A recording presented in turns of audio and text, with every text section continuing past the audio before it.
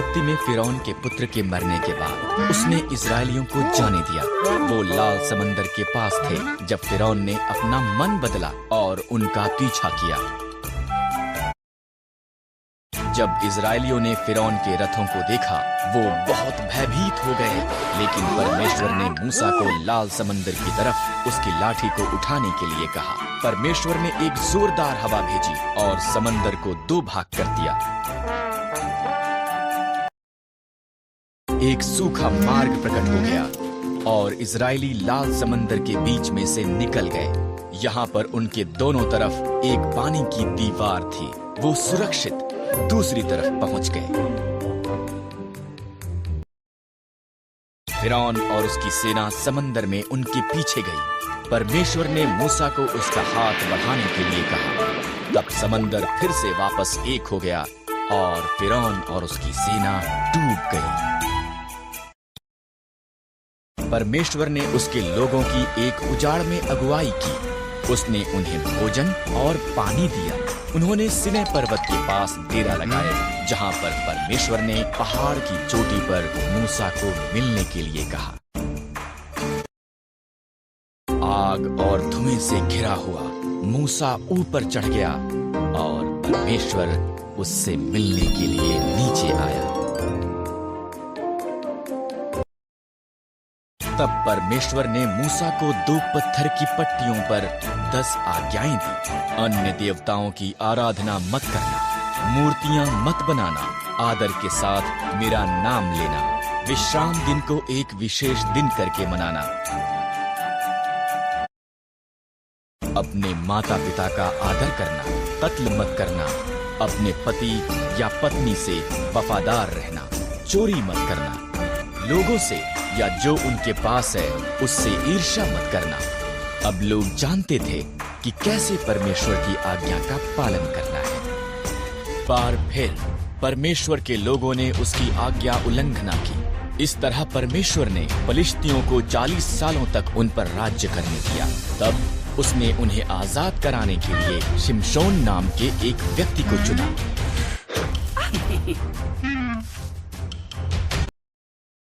एक स्वर्गदूत ने शिमशोन की माता से वादा किया था कि वो पुत्र को जन्म देगी। शिमशोन को परमेश्वर के साथ 3 वादे करने होंगे। कभी भी मदिरा नहीं पीना, कभी भी मुर्दों को नहीं छूना, कभी भी अपने बालों को नहीं काटना। परमेश्वर ने शिमशोन को बहुत शक्तिशाली बनाया। उसने एक सिंह को मार दिया और मधुमक्खियों ने उसकी लाश में शहद बनाया। शिमशोन ने परमेश्वर के साथ उसके वादों में से एक को तोड़ते हुए मरे हुए सिंह को छू लिया, यहाँ तक कि उसने शहद भी खाया। शिमशोन को दलीला नामक एक स्त्री से प्रेम हो गया। फलिश्तियों ने ये बात पता करने के लिए कि क्यों शिमशोन इतना ताकतवर था, उससे बहुत सा धन देने का वादा किया। उसने बार बार इसके बारे में उससे पूछा। अंत में शिमशोन ने दलीला को उसका रहस्य बता दिया। अगर मेरे बाल काट दिए जाएं, तो मेरी ताकत चली जाएगी। इसलिए जब वो सोया हुआ था, दलीला ने एक व्यक्ति को उसके बाल काटने के लिए बुलाया। शिमशोन की ताकत उसमें से चली गई। जब फलिश्ती आए, उन्होंने आसानी से उसे पकड़ लिया। उन्होंने उसे अंधा कर दिया। तब उन्होंने उसे जेल में डाल दिया और भारी चक्की पीसने का काम दिया। धीरे धीरे शिमशोन के बाल पुनः बढ़ गए। फलिश्ती उसे उनके झूठे देवता दागोन का उसे हराने में धन्यवाद करने के लिए उनके मंदिर में लाए। शिमशोन ने परमेश्वर से कहा कि एक अंतिम बार उसे ताकतवर बना दे।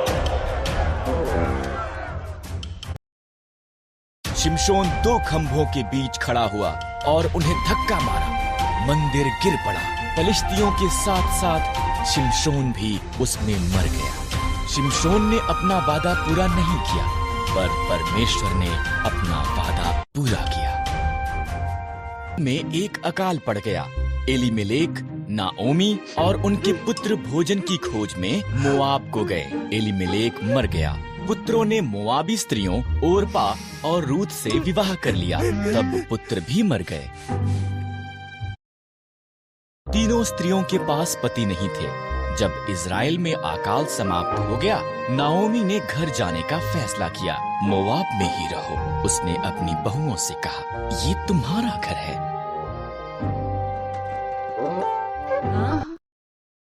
ओरपा वहीं रही, पर रूथ ने कहा, जहाँ भी आप जाओ मैं जाऊंगी। आपके लोग मेरे लोग होंगे, आपका परमेश्वर मेरा परमेश्वर होगा। रूथ और नाओमी इकट्ठे वापस इज़राइल को गईं। ये इज़राइल में फसल के कटने का समय था।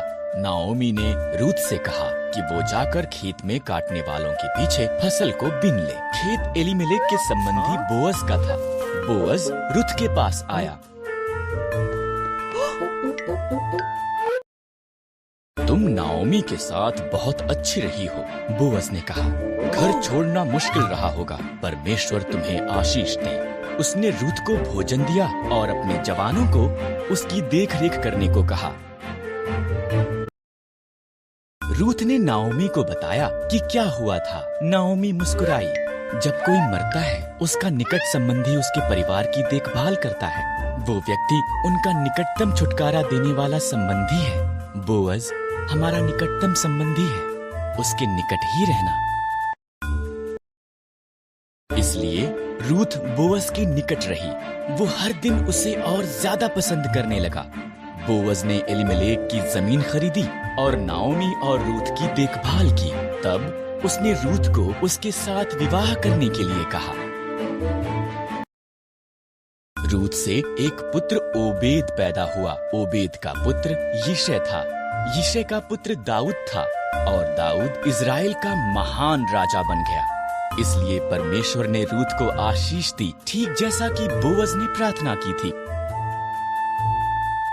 उदास थी क्योंकि उसके कोई संतान नहीं थी। उसने प्रार्थना की और परमेश्वर ने उसे एक पुत्र शमूएल दिया। वो बहुत धन्यवादी थी, इसलिए उसने शमूएल को परमेश्वर की सेवा के लिए दे दिया। हन्ना ने उसका बेटा जो छोटा था को एली याजक के साथ तंबू में छोड़ दिया। शमूएल ने बूढ़े अंधे एली की सहायता की। वो तंबू में ही सोता था, जबकि एली साथ के कमरे में सोता था। एक रात शमूएल ने उसका नाम पुकारती एक आवाज को सुना। वो उठा और दौड़कर एली के पास गया। क्या आज्ञा है? उसने कहा। मैंने तुझे नहीं बुलाया। एली घुरघुराया। वापस अपने बिस्तर पर चला जा। शमूएल वापस बिस्तर पर चला गया। उसने फिर उसका नाम सुना। शमूएल दौड़कर एली के पास वापस गया। क्या आज्ञा है? उसने कहा।